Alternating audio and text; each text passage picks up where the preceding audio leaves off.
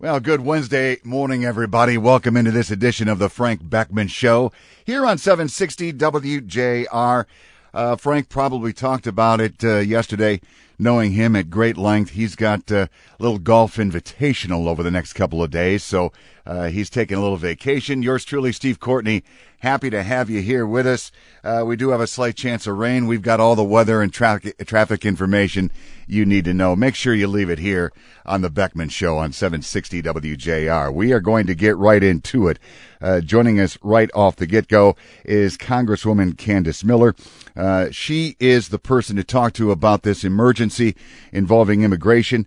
Congresswoman Miller is the vice chair of the House Homeland Security Committee and chairwoman of the Subcommittee on Border and Maritime Security. And she joins us now. Congresswoman, good morning. Hey, good morning, Steve. Well, I'll tell you, in our chat off the air, this immigration emergency, which, by the way, the president now would like $3.7 billion to help with, has certainly escalated, Congresswoman, to levels that, quite frankly, should have been cut down a while ago. It never should have started, quite frankly. And I will tell you, it's my opinion and many others that this entire situation, you said it's an emergency, and you're absolutely right. It's a humanitarian crisis at our southern border.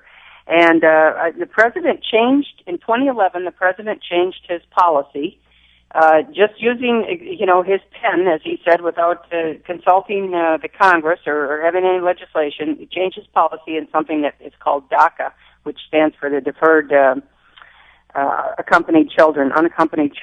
So what has happened since that time, where you just had, sort of a trickle of that, if you look at a graph, it just spiked up through the clouds, where we are now looking at 60,000 unaccompanied children, going to 90,000, estimated going to 120,000 next year, and no end in sight, because folks that live in the Central Americas believe that if they get their kids to America, they're going to be allowed to stay here. Well, and I know the president has come out and said, you know what, we are America. The good old United States, we have been a melting pot for generations. Congresswoman, we are living in a day and age where we have children that are going hungry in our own country. We have situations that need to be dealt with as Americans, and I feel bad for these kids. I honestly do. However, don't we have to look at home first sometimes? Yes and yes. First of all, in regards to the children that are coming here, of course we all feel compassion for them. We are a compassionate, extremely compassionate society and a country. But what is compassionate about allowing and even encouraging, letting this rumor hang out there in the Centrals that if you put your child on one of these trains, they are now calling them death trains, where you put your child on that, send them thousands of miles up through the spine of Mexico, where they can be subject to sexual exploitation, who knows what, right? And if you can even imagine, that is not things that a compassionate nation would want to do. And as you say, Steve, taking care of our own, really, this is one of the things that I have said in regards to what do we actually do about this. Our country, again, so compassionate as we are as Americans, have sent billions and billions and billions of dollars to the Centrals in the last decade, all in an effort to help them with their economy, which is very bad, and an effort to help them with their violence, which is very bad, which has not really worked, and it's something that has happened. It's a situation and an environment that's been there for decades. And I say now the government of Central America and Mexico needs to step up and assist us with this. They are our neighbors on our southern border, and they're not being very neighborly. And I do not think we should be sending them any more foreign aid, much less giving them billions and billions of dollars, as the president has said in his supplemental, without some real reforms here.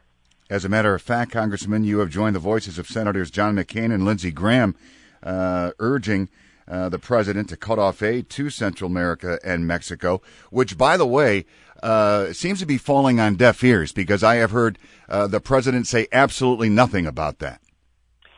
Actually, there's a number of suggestions that I've made that many others are making here as well now. And, for instance, I called, I think, about 6 weeks, 2 months ago, for the president to call out the National Guard.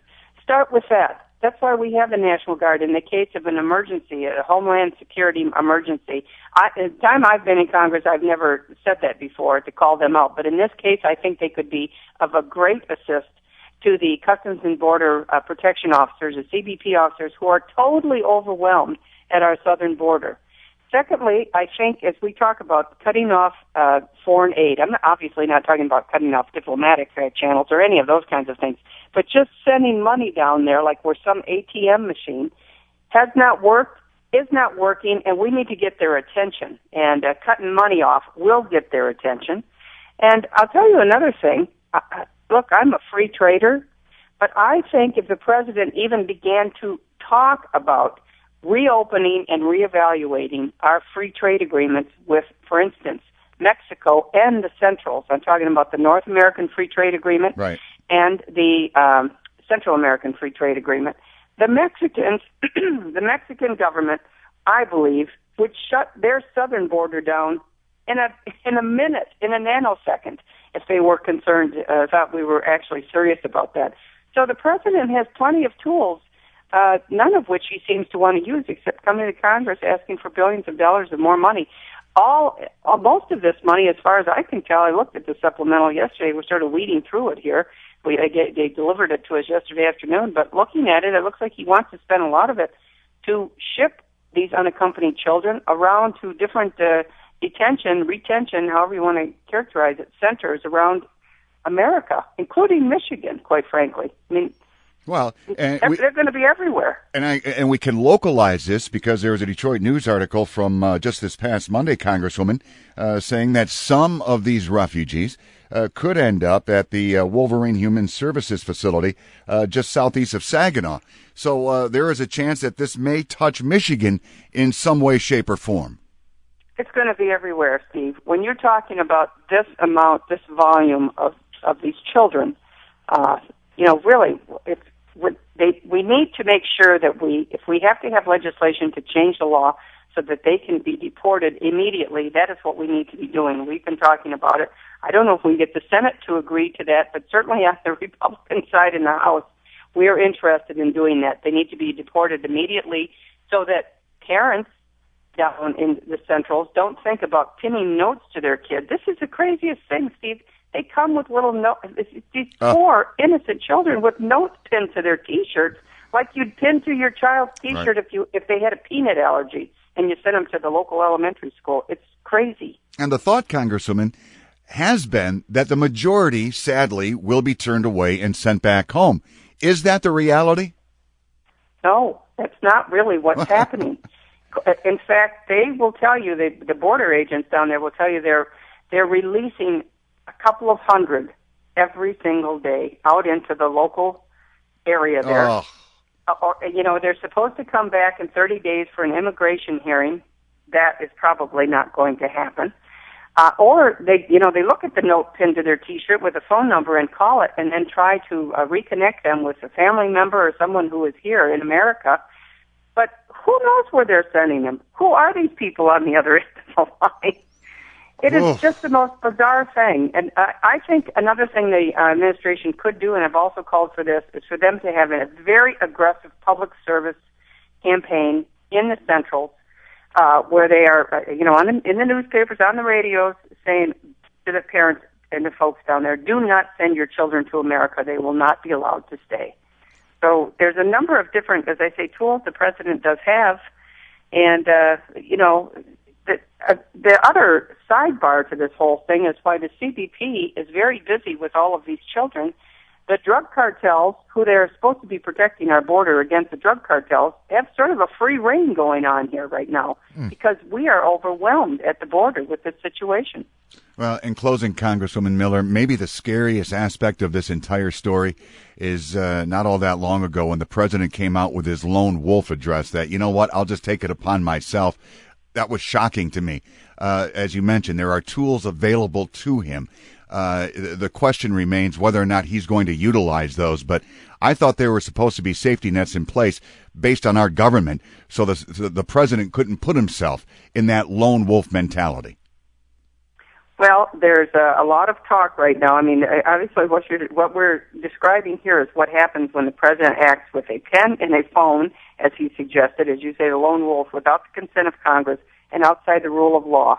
And quite frankly, the Republicans are considering filing a lawsuit, actually suing the president because he is not upholding, in our opinion, the Constitution as far as implementing the laws that are passed by the Congress.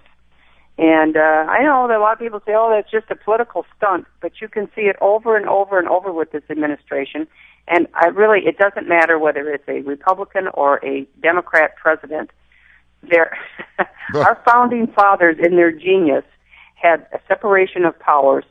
And, the Congress makes the laws. The president has to implement the laws. He does have, of course, a lot of authority with executive orders, et cetera. But you can't just decide which laws you're going to enforce and which laws you're not going to because of what you think you like best. All right, Congresswoman Miller, always a pleasure talking to you. Thank you so much for your time this morning. Thanks, Steve. Have a great day. You do the same now. Congresswoman Candice Miller with us here on the Beckmann Show, Vice Chair of the House Homeland Security Committee and Chair of the Subcommittee on Border and Maritime Security. And you heard her right here on the Beckmann